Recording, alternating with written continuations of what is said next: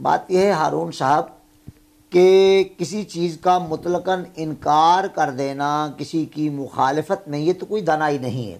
اب جائزہ لیں، آپ جو حفاظتی تدابیر کرنا چاہتے ہیں وہ کریں تاکہ آپ بھی محفوظ رہیں اور آپ کے دیگر مسلمان بھائی بھی، اور انسان جو آپ کے مسلمان بھائی نہیں ہیں، عیسائی ہیں، یہودی ہیں، ہندو ہیں، سکھ ہیں، وہ سب انسان ہیں، اور ہمارے آقا نے ہمیں ان سے محبت کا درس دیا ہے۔ ظاہر بات ہے کہ جب ہم ان سے پیار کریں گے اور ان کو دبائیں گے اور مٹھی چاپی کریں گے تو وہ یقیناً ہمارے قدردان ہو جائیں گے۔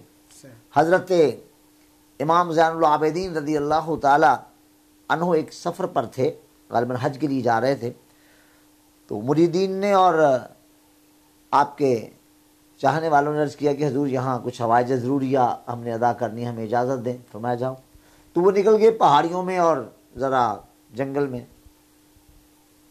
جب وہ گئے تو وہاں انہوں نے دیکھا کہ ایک شخص اس حال میں پڑا ہے کہ وہ خود اپنے ہی گند میں، یعنی پخانے سے لت پت ہے، اور اس پر مکھیاں بن بنا رہی ہیں، اور وہ بو آ رہی ہے کہ اس کے قریب جانے کی کسی کو ہمت نہیں ہو رہی۔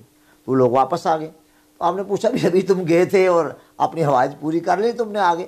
کہنے لگے حضور معاملہ یہ ہے، وہ ساری یہ گزارش کی۔ تو آپ نے فرمایا اچھا چلو مجھے لے چلو اور پانی کا مشکیزہ بھی لے لو۔ پانی کا مشکیزہ بھی لے لیا آپ کے شاگردوں نے، آپ کے معتقدین نے، اور آپ چل پڑے۔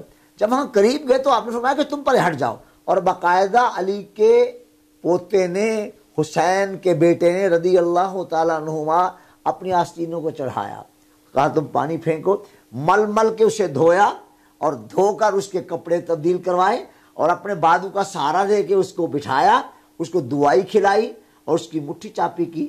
تو وہ رونے لگ گیا اور روتے روتے کہتا ہے اے زین العابدین، امام زین العابدین، شاید آپ نے مجھے پہچانا نہیں، اگر آپ مجھے پہچان لیتے تو یہ۔ فرمایا یہ نہیں ہے کہ میں نے تجھے پہچانا نہیں، میں نے تجھے پہچان لیا ہے، مجھے پتا ہے تو میرے باپ کا قاتل سنان بن انس ہے، تو وہ تیرا کردار تھا جو تو نے کربلا میں ادا کیا، یہ آج حسین کے بیٹے کا کردار ہے جو اس نے ادا کر دیا ہے۔ اب آپ اندازہ کریں کہ ہمارے اکابر رسول اللہ کی آل صلی اللہ علیہ وسلم کس طرح انسانوں کی خدمت کرتے رہے ہیں، تو اسے سامنے رکھنا چاہیے۔ وہ گھرانہ ایسا سخی گھرانہ ہے، انہوں نے کبھی بھی کسی کے ساتھ ظلم نہیں کیا۔ اللہ اس گھرانے کی اتباع کی توفیق دے۔